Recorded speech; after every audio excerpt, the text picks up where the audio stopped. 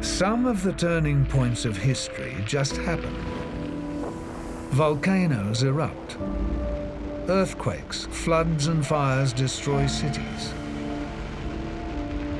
But most of the turning points of history do not just happen. This was their final hour.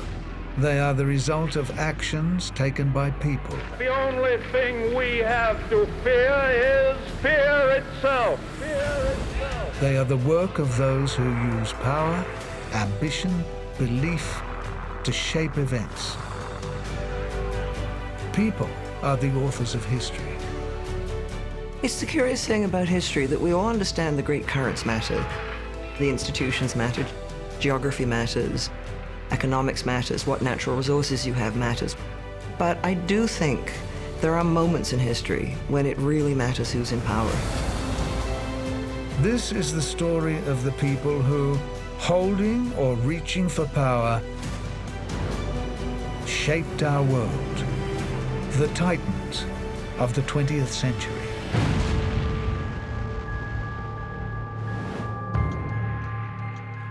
This fast-moving war would not be the static war of the First World War. They'd use motorcycles, they'd use trucks, use armored vehicles. They'd use aircraft in support of troops like a flying sort of artillery. And so I think from the German point of view, what they were really concentrating on was a continental war. And what they hoped, really right up until 1940, was that the British would come to their senses. Whether making peace with a rampant Adolf Hitler would have been sensible is not a question that the British public was ever asked. Their government, their Prime Minister, said that at last they had come to their senses and they would never surrender. At the start of 1941, Britain stood alone. By the end of the year, she would be part of a grand alliance, fighting a world war.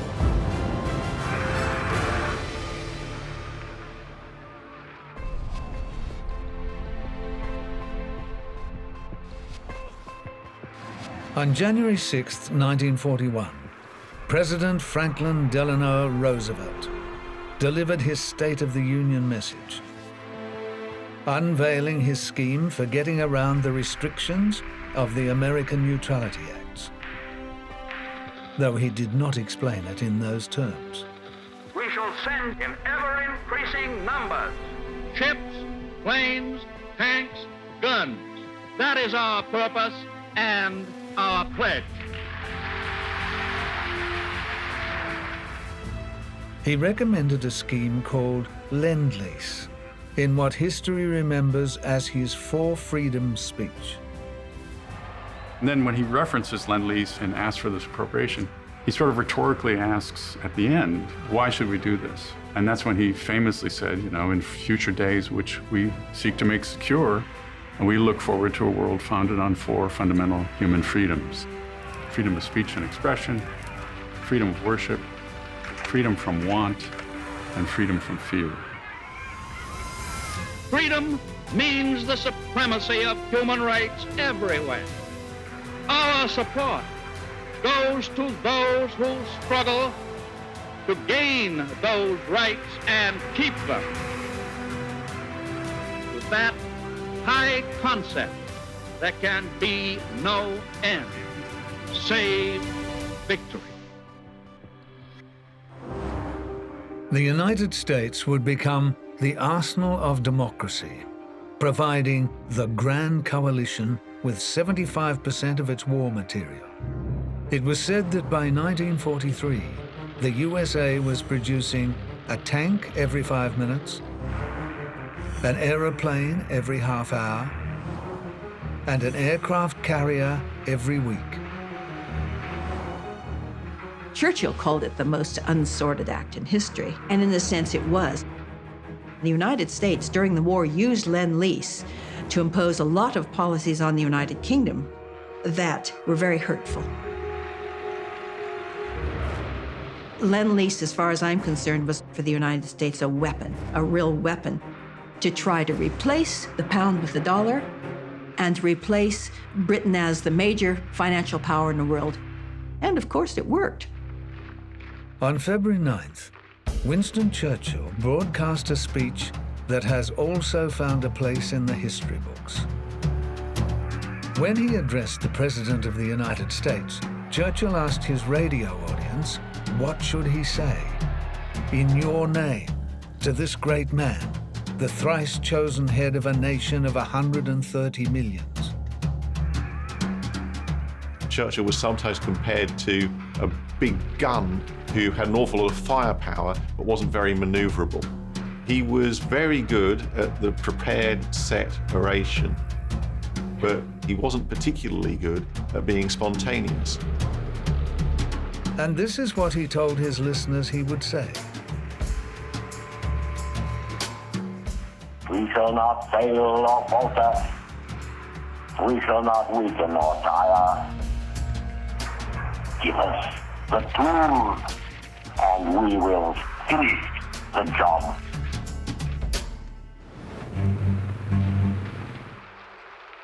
On June 22nd, Hitler unleashed his true purpose when the largest military operation in history invaded the Soviet Union. Stalin eliminated millions of Russians for no rational reason but his paranoia. That he should trust Hitler is one of the more bizarre acts in all of human history. Stalin refuses to believe that this is being orchestrated by Hitler. He even says Hitler cannot know about this, which just goes to show the extent of the delusion under which Stalin is operating. Stalin had disregarded over 80 warnings about Operation Barbarossa, including one from the anti-Nazi German ambassador to Moscow. What Stalin did first, in 1941, he brought together a combination of ideology and patriotism and compulsion. And the three together proved impossible for Hitler to defeat. Stalin begins to assume the position of war leader and commander of the response to the invasion. He is the supreme commander of the Soviet Armed Forces, he is People's Commissar for Defense, and he is head of the State Defense Council. All roads lead to Stalin. Between June and December 1941, for every dead German, there was 20 Soviets. The invasion sent hundreds of thousands into captivity, where most would die as prisoners of war. The Holocaust will begin in the summer of 1941, although that is not part of the Barbarossa Plan, but it will rapidly become a component. There will be slave labor, there will also be mass atrocities, starvation. This is part and parcel of German planning for the invasion. City after city fell, but one daunting fact remained. 97% of the Soviet Union was still unoccupied and Stalin steadied. So as the war went on, Stalin gave more space to his leaders and became better. Hitler did the opposite.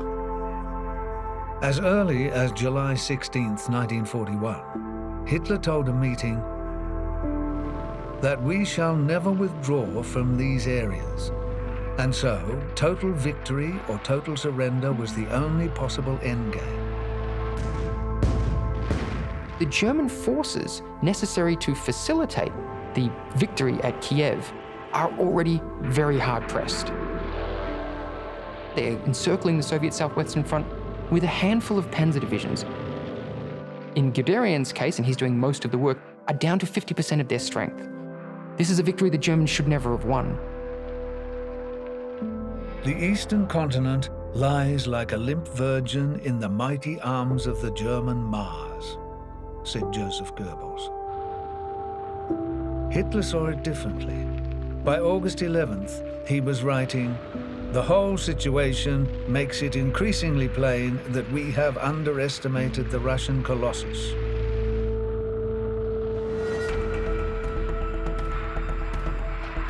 On June 28th, still neutral but not insensitive to what was happening in the world, President Roosevelt established the Office of Scientific Research and Development. The scientific work it would coordinate included development of the atom bomb. A month later, on July 26th, 2 days after Japan had occupied French Indochina, Roosevelt embargoed oil, gas, and metal shipments to Japan. The United States at that point, along with the Allies, was really focused on the economic isolation of Japan. 日本側でも考えてました。ですから、その戦争になった時に日本の弱点は資源がないということですから。1940年にドイツがフランス、オランダを降伏させると、オランダ、フランスがアジアに持っていた植民地が空いてしまいました。南の方に進んで石油などの資源をあらかじめ確保しようとするんですね。The oil embargo meant that the Imperial Japanese Navy would run out of fuel within a year. Roosevelt wasn't naive. His Secretary of State, Cordell Hull, warned against his policies and sort of put the Americans and the Japanese on a collision course. For 3 days in August, Winston Churchill met with President Roosevelt aboard warships in Placentia Bay, Newfoundland. The Atlantic Charter is the outcome. The Atlantic Charter is a document that kind of spells out in more detail what the four freedoms we're talking about. And it's a document that Roosevelt particularly is going to refer to again and again and again. It's the first mention that we have about the need to set up an international security organization after the war. So this is really the birth of what would become the United Nations. The Charter was issued as a press release, not as a signed document, though Churchill would probably have signed anything to enlist American support. He said, "No man ever sought to please his mistress as much as I sought to please Franklin Roosevelt." On October the 18th, in a move to which few paid attention, but which foreshadowed a major development in the war, Japan appointed a new prime minister, Hideki Tojo. 東條という人はですね、当時の陸軍を非常にうまくコントロールしていました。もし戦争ではないと、東條だったら陸軍を抑えて、その陸軍がですね、その暴発することを避けることができるんじゃない。Prince Fumimaro Konoe, the outgoing prime minister, explained his sacking. I felt the emperor was telling me, my prime minister does not understand military matters, I know much more. In short, the emperor had absorbed the view of the army and the navy high command. He had, in other words, allied himself to Tojo. 天皇はアメリカやイギリスとの戦争には反対でしたが、あまり反対すると陸軍や国民から臆病である、天皇にふさわしくないと非難される恐れがあったために。On November 17th, Ambassador Joseph Grew warned Washington of the possibility of a sudden attack by Japan.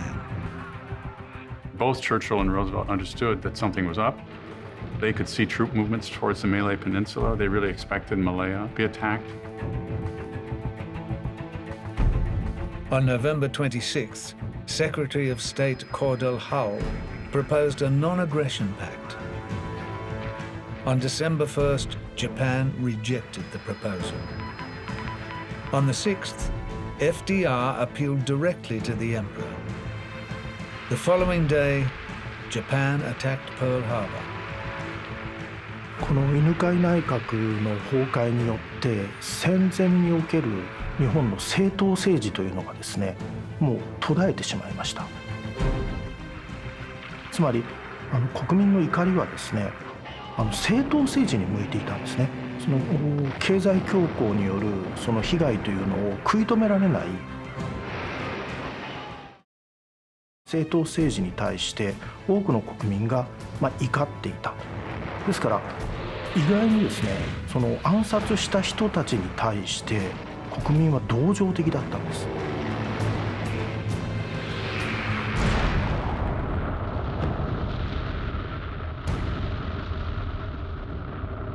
In the immediate aftermath of Pearl Harbor, American recruiting offices had to remain open throughout the night. On December 8th, Congress voted 470 to 1 in favor of war. Churchill went to bed and he said he slept the sleep of the saved. He must have had great difficulty suppressing his joy at the fact that Pearl Harbor had been bombed. The United States was now in the war. Churchill had no doubt about the effect of American power weighing in. Hitler's fate was sealed, he wrote. Mussolini's fate was sealed. As for the Japanese, they would be ground to powder. In 1941, the USA had the largest navy in the world. But her army was ranked 18th and numbered 100,000. By 1945, 100,000 had become 14.9 million Americans in uniform. When Hitler declared war on the United States, Eleanor Roosevelt wrote in her My Day column, "Now we know where we are. No one in this country will doubt the ultimate outcome."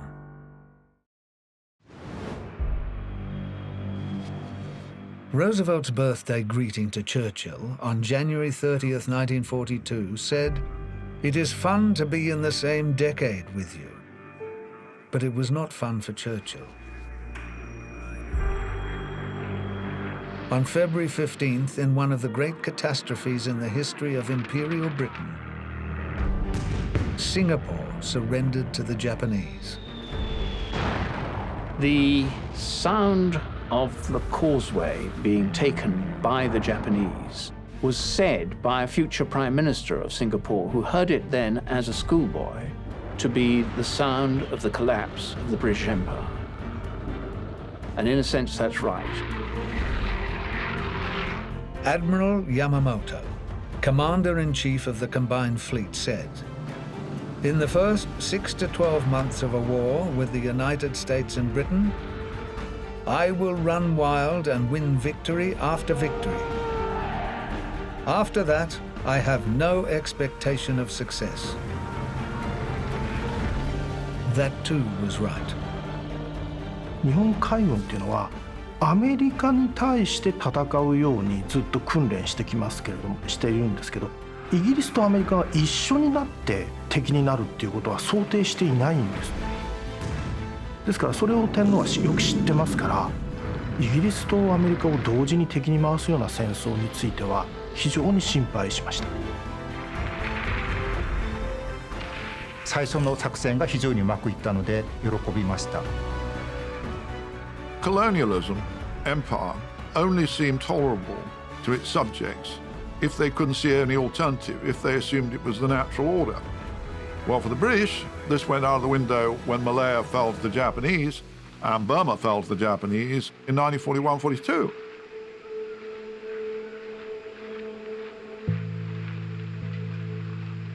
Burma had been part of the British Empire since Churchill's father, Lord Randolph, as Secretary of State for India, had annexed it in 1886 when Winston was 12 years old. Eric Blair served as a colonial officer in Burma before returning to England, where he wrote under the name George Orwell. And as Orwell, he wrote that without the empire, Britain would be a cold and unimportant little island where we should all have to work very hard and live mainly on herring and potatoes. Churchill possibly felt the same. He's almost heartbroken after the collapse of Singapore. He said, "We had so many men." He said they should have done better. And he saw it as a sort of terrible failure of morale, of military strength, courage, endurance. It was a symbol, really, of the fact that the British Empire in the Far East was rotten and it could be taken by a people that Churchill had been apt to despise. He called the Japanese the wops of the Far East. After Singapore's surrender, with the Japanese in Burma and threatening India, shoring up Indian support became a priority. The Allies, particularly FDR, comes up with a plan to send Chiang Kai-shek and Madam Chiang to India on a mission to reach out to Indian independence leaders. On February 18th, Chiang Kai-shek and Madam Chiang met Gandhi outside Kolkata. They developed a very warm relationship very quickly with people while they were in India. The warm relationship did not translate into unconditional support. When, in March, Churchill sent Sir Stafford Cripps to India to offer Dominion status after the war, he was rebuffed. The original Quit India resolution suggested that the Indians would only offer nonviolent resistance to the Axis. Nehru did not think that went anywhere near far enough. So he offered his own version. As soon as the resolution passed, because it also called for the independence of India, all of them were put in prison. Dwight Eisenhower had been sent to Europe at the end of April to command US troops. He arrived in London in May. He was 51. He wrote to his wife, Mamie, "What a boon peace will be to this poor old world." In the Pacific War, the decisive Battle of Midway took place in early June. And on July 2nd, Churchill faced a no-confidence motion in the House of Commons, following the fall of the crucial port of Tobruk in North Africa. The motion was defeated by a margin that reflects the level of Churchill's support as war leader, 475 to 25.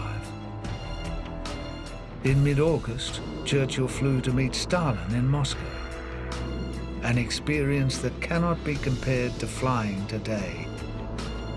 Arduous, oxygen-masked, desperately uncomfortable, and dangerous.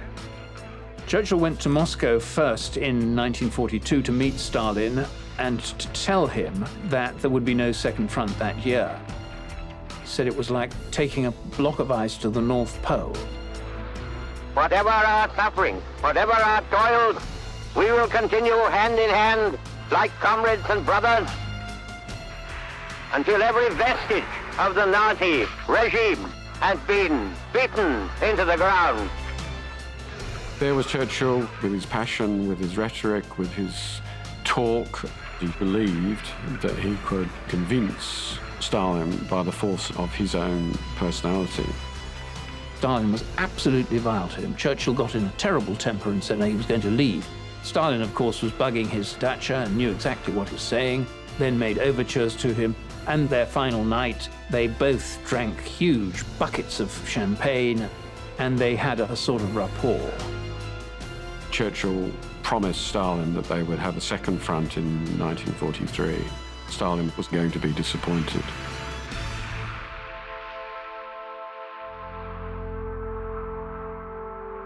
On August 23rd, barely a week after Churchill flew back to London, the German 6th Army, the largest single formation in the Wehrmacht, reached the River Volga north of Stalingrad. On September the 2nd, Hitler ordered that when the city fell, the entire male population was to be eliminated. Once the U.S. entered the war, Eleanor Roosevelt went to bases all over the world. She always said, "Courage can be as contagious as fear." In September, FDR sent Mrs. Roosevelt to visit American troops in Britain. In August 1943, she would accomplish a similar mission in the Pacific. She went to one base where German prisoners of war were allowed to watch the movies sitting down in the auditorium, but black troops were standing up. And she protested so that Eisenhower changed some of those policies.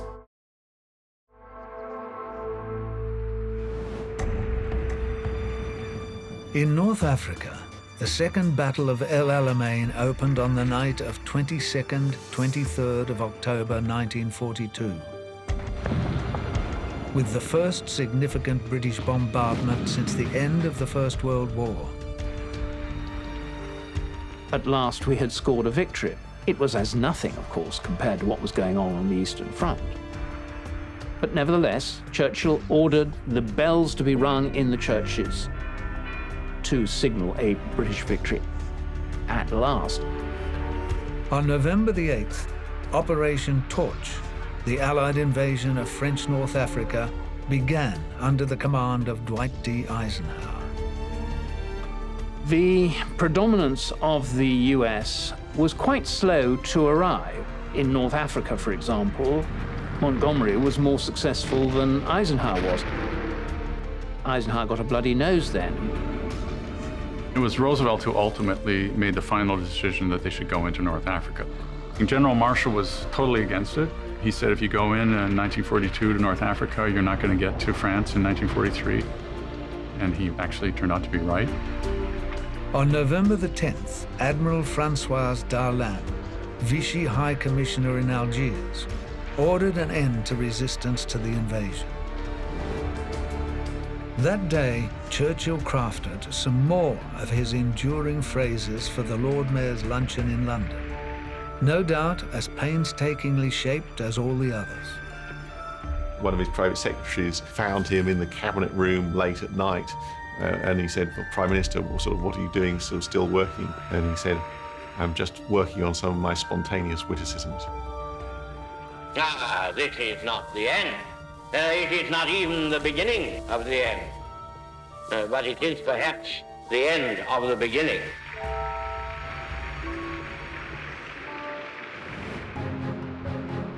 "1943 was a year regularly punctuated by conferences, because in the 20th century, Titans did not lead their armies into battle, they sent them. The first of the year, codenamed Symbol, was held in Casablanca in January. Churchill very much resented being the junior partner in the alliance, but was realistic enough to recognize that the country that provided the most resources would inevitably start to dictate strategy. Casablanca Conference became really important because it promised that there would be a cross-channel attack, but not yet. And it meant that Eisenhower would assault Sicily and then climb up the Italian leg. At Casablanca, President Roosevelt said, possibly without consulting his allies, the elimination of German, Japanese, and Italian war power means the unconditional surrender of Germany, Japan, and Italy. It could not be unsaid. There would be no armistice, no truce, no compromise, only unconditional surrender.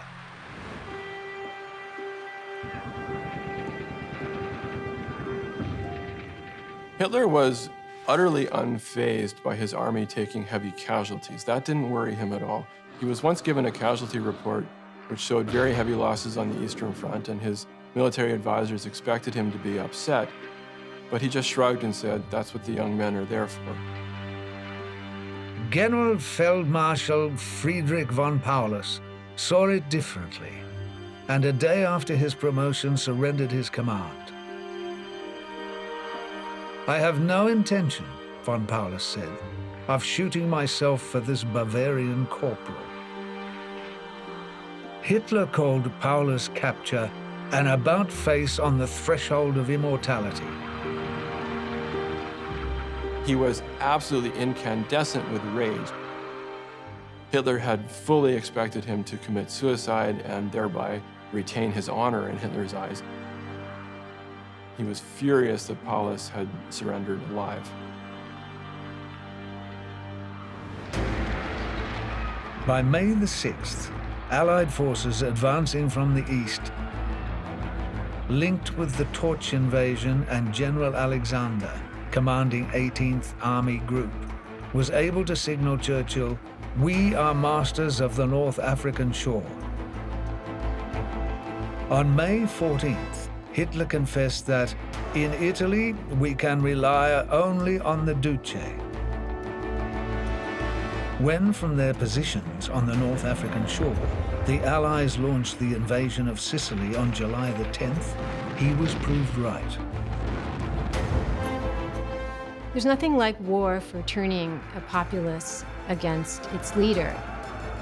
And the highest officials in the land decided to hold a meeting with the king present at which they would remove Mussolini.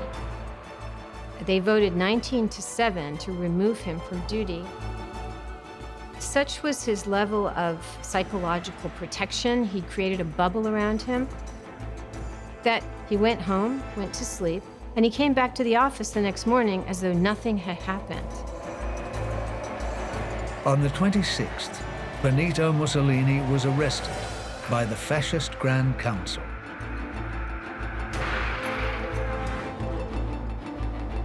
On the 12th of July, 75% of the Red Army's armor and 40% of its manpower was committed to the Battle of Kursk. Panzer General Heinz Guderian said that for Germany, Kursk was a decisive defeat. He described the events of 1943 as the revenge of reality. I'm sure Stalin felt that the Soviets were doing most of the fighting, most of the dying, and that the Allies were trying to minimize their losses. All of the major battles had taken place in the Soviet Union: Moscow, Stalingrad, Kursk. Before D-Day, the war was more or less over by then.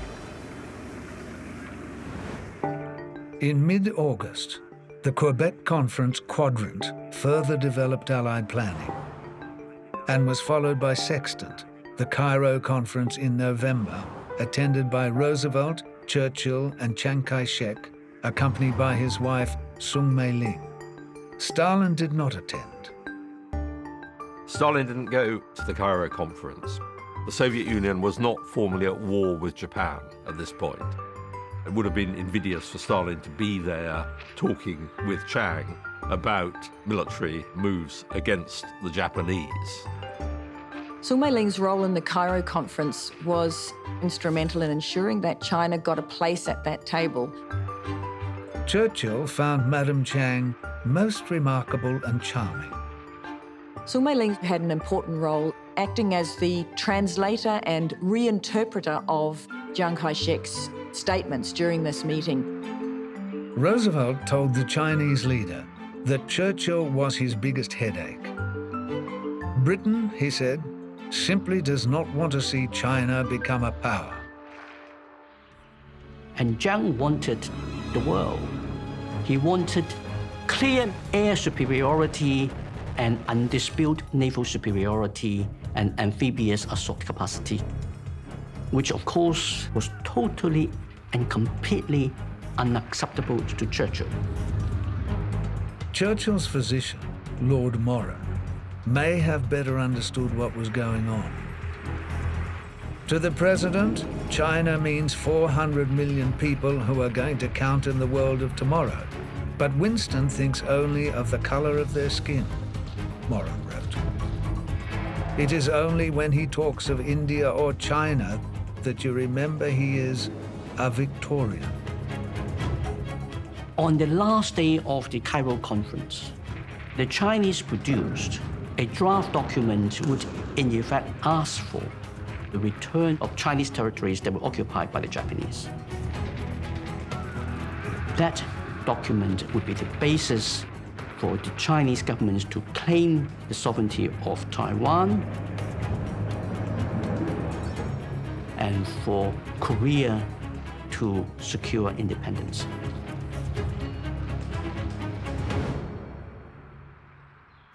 2 days after Cairo, Stalin met Roosevelt and Churchill for the Tehran Conference, the first meeting between the Big Three. Typically, Stalin organized that the two democratic leaders would have to travel halfway around the world to appear. Stalin is concerned with the Second Front. Where will it take place and when will it take place? He's been asking for this since 1941. Stalin and the Russians were effectively fed up with promises from Churchill of jam tomorrow. And it was at this conference that Overlord, the invasion of Europe across the Channel, was decided on. Asked by Molotov which of the two leaders he preferred, Stalin replied, "They're both imperialists." Anthony Eden, on the other hand, admitted that if I had to pick a negotiating team, Stalin would be my first choice. Roosevelt, I think, had an elevated sense that he could manipulate Stalin. But actually, Stalin was the shrewdest of the three of them when it came to hard-nosed diplomacy. Tehran is interesting because it really shows the extent to which Roosevelt was willing to push Churchill aside. 1943 was certainly the year that Churchill lost control of strategy. By Tehran, Churchill's British bulldog had lost both its bark and its bite. The sheer weight of the other two members of the Grand Coalition had become an inescapable truth. Roosevelt recognized that the two emerging superpowers, if you will, that were going to come out of the Second World War were going to be the United States and the Soviet Union.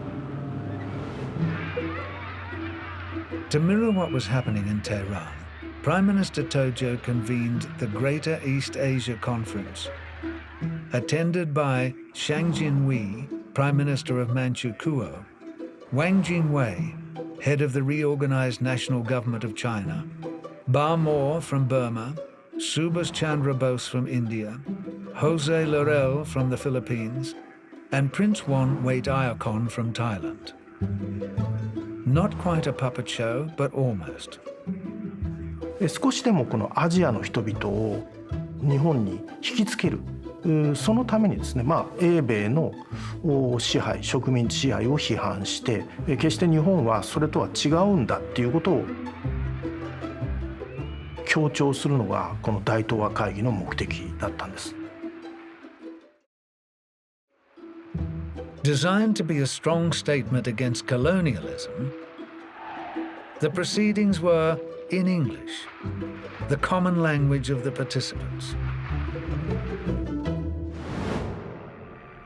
An armistice signed on the 3rd of September meant that Italy, although still a battlefield, was no longer at war. Mussolini, the first Titan to fall, was meanwhile being moved from one hiding place to another. Eventually, the Germans had a commando rescue operation from a mountaintop, and they took Mussolini into German custody, and from there he was put in charge of the puppet state, the Republic of Salo. An American fact-finding mission was meanwhile assessing a controversial leader-in-waiting, Mao Zedong. The young U.S. diplomats, they believed that Mao was a nationalist, was agrarian, revolutionary reformers. He impressed them, and he hoped that this would continue with American aid and American support. While Mao was promoting himself as a titan, Hitler withdrew from the public eye. His last major broadcast speech was in November 1943. His last public speech at a meeting of industrial leaders on July 4th, 1944. Hardly any applause, noted Albert Speer. Goebbels was increasingly frustrated that Hitler wouldn't speak to the people, would not make an effort to reassure them, would not, for instance, visit cities that had been bombed to try to comfort the survivors, which might have been an effective thing to do for propaganda reasons. There's a remarkable line in Goebbels' diary later in the war where he writes, "We don't just have a leadership problem, we have a leader problem."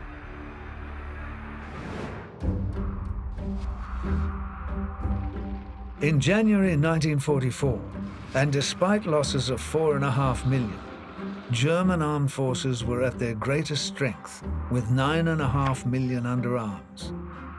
Except that strength and a head count are not the same thing, for these were not the best of the crop. They were not battle-hardened or experienced soldiers. In June, they faced the Second Front. On June 5th, Churchill asked his wife, "Do you realize that by the time you wake up in the morning, 20,000 may have been killed?" Churchill certainly suffered from depression during the war years, especially after the defeats and reverses of the first 2 years. His depression and drinking led to arguments, even with his own chiefs of staff.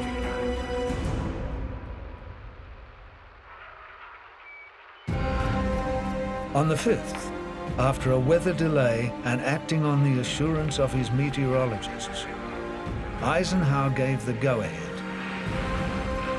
And "I hope to God I know what I'm doing," he said.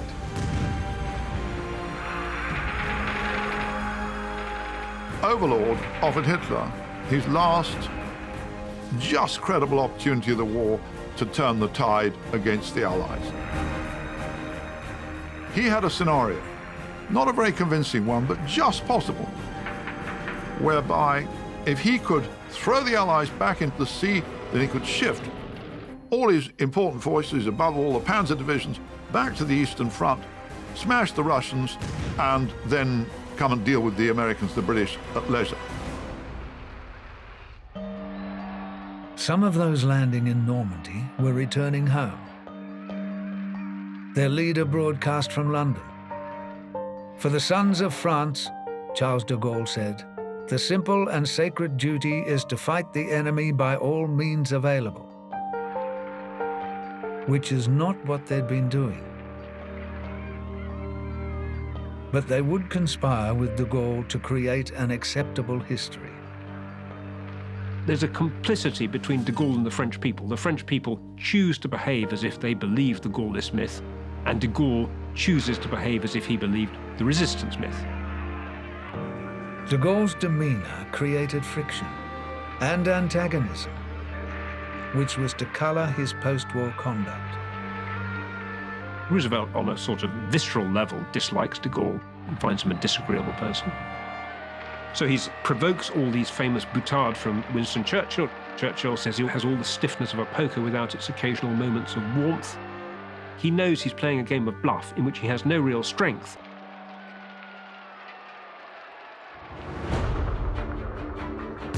Less than 3 weeks after the Normandy landing, the Red Army launched its summer offensive. Operation Bagration involved on the Soviet side 1,670,000 men, 6,000 tanks and self-propelled guns, 30,000 artillery pieces, and 7,500 aircraft on a north-south front of more than 1,200 kilometers. During the 10 months from July to unconditional surrender in May 1945, more Germans would be killed than had been in the years 1939 to 44 inclusive.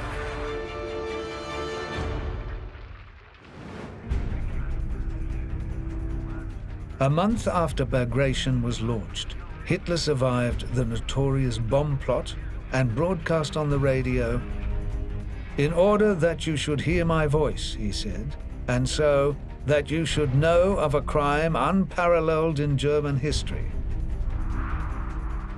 I think it's actually very little known how absent Hitler was from the public sphere in Germany during the Second World War.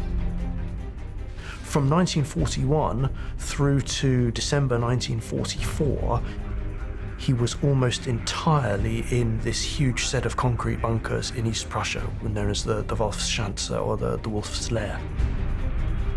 Then Goebbels, stirring his audience with a call to total war, finds a way of offering hope. The miracle weapons campaign was really quite extraordinary. Suddenly, Goebbels bought this rabbit out of a hat, that we have the scientific and technological superiority, which will win the war. These are going to send the Allies deranged. And of course, they were remarkable. They were the V1, the V2. But the Germans knew they could not wait for wonder weapons and launched a desperate offensive. Operation Autumn Mist, they called it. The Allies know it as the Battle of the Bulge. Eisenhower reacted swiftly, drawing armored formations to the flank of the attack, where they blocked and frustrated the German advance. After the Battle of the Bulge failed to the German part, the end is nigh. It's evident in his broadcast that he's in effect given up. And Germans said, that's not Mein Führer speaking. As the infantry drew closer to German soil, Hitler withdrew completely. Hitler's health was terrible. He was slowly being poisoned by his quack doctor, Dr. Morell, who'd created a huge enterprise on the back of Hitler, so you could buy all these Morell pills. But he was a quack. He didn't want to be associated with defeat, with decline, with failure. And so he was extremely unwilling to make speeches. On September 11th, US patrols crossed the German border near Aachen. The Second Quebec Conference opened the following day, and on September 23rd, FDR launched his campaign for an unprecedented fourth term. There's no question in my mind that Roosevelt understood that he had serious health issues in 1944. Roosevelt's exhausted. He's just trying to hang on. I think his goal at that point was to get reelected so he could see the war through to its conclusion. During October, Roosevelt campaigned in wet and chilly weather in an open car to squash rumors that he was in poor health. On November 7th, with Harry Truman as his running mate, he was elected for the fourth time.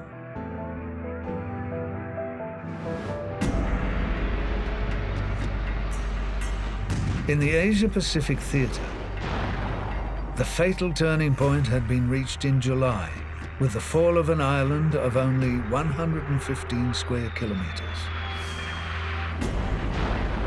というのは、東条はこのサイパン島こそ日本を守るための防衛ラインの中心なんだっていうことを強調してきました。だから絶対ここは落ちないんだと、陥落しないんだということを国民にですね、豪語してたんですね。ところがこのサイパン島が陥落してしまって、その東条が国民に言ってきたことがですね、間違いだった、嘘だったっていうことになってしまって、彼は権威を失墜してしまうんですね。ですからもうやめざるを得なくなりました。日本はもう1944年の7月のサイパン島の陥落以後はもう勝てないということは分かっていたんですけれども、そうなると日本の防空システムは十分じゃないので、もう日本本土がですね、もう全部空襲を受けて戦争遂行能力を完全に失ってしまうんですね。